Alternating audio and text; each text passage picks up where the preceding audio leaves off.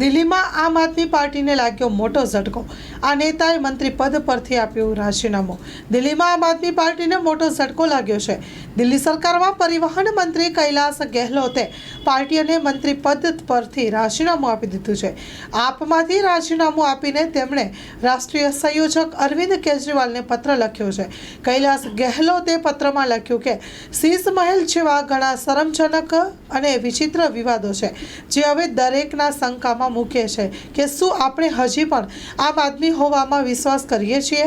હવે સ્પષ્ટ થઈ ગયું છે કે દિલ્હી સરકાર તેનો મોટા ભાગનો સમય કેન્દ્ર સામે લડવામાં સમય પસાર કરે છે તો દિલ્હી માટે કોઈ વાસ્તવિક પ્રગતિ થઈ શકે નહીં। મારી પાસે આપથી અલગ થયા સિવાય કોઈ વિકલ્પ બચ્યો નથી અને તેથી હું આમ આદમી પાર્ટીના પ્રાથમિક સભ્ય પદેથી રાજીનામું આપી રહ્યો છું। દિલ્હીના પરિવહન મંત્રી કૈલાસ ગેહલોતે મંત્રી પદ પર તેમજ આમ આદમી પાર્ટીના પ્રાથમિક સભ્ય પદેથી રાજીનામું આપી દીધું છે।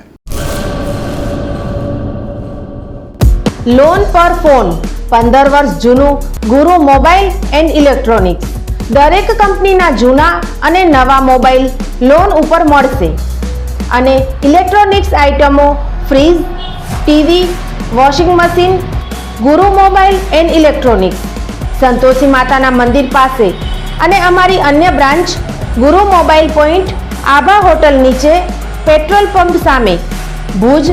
તો મેળવો લોન પે ફોન અને તમામ ઇલેક્ટ્રોનિક્સ એપ્લાયન્સીસ।